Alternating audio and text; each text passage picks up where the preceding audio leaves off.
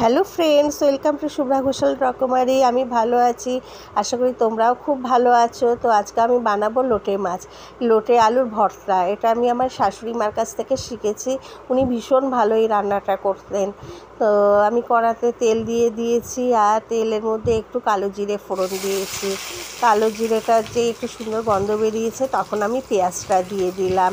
পেঁয়াজটা যে একটু ভাজা ভাজা হয়ে যাবে, তারপরে আমি আলুগুলো দিয়ে দেব। আর আলুর পরিমাণটা হবে, পেঁয়াজ আমি যা দেব তার 1/4 ভাগ দেব আলু।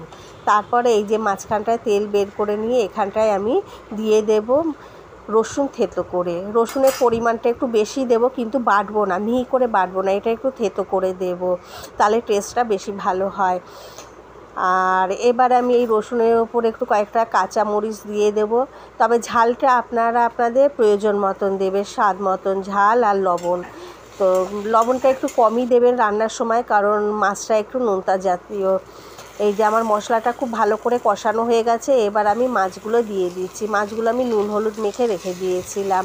বন্ধুরা, আমার এইগুলো ভালো লাগলে প্লিজ সাবস্ক্রাইব করে দেবে আমার চ্যানেলটা, আর লাইক কমেন্ট শেয়ার করে দিও।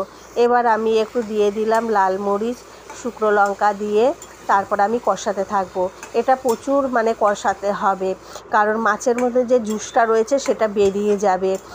আর না নাড়লেই লেগে যাবে কড়াতে। এমনভাবে রান্না করতে হবে যে মাছের জুসটা পুরো বেরিয়ে মাছটা পুরো মাখা মাখা হয়ে যাবে।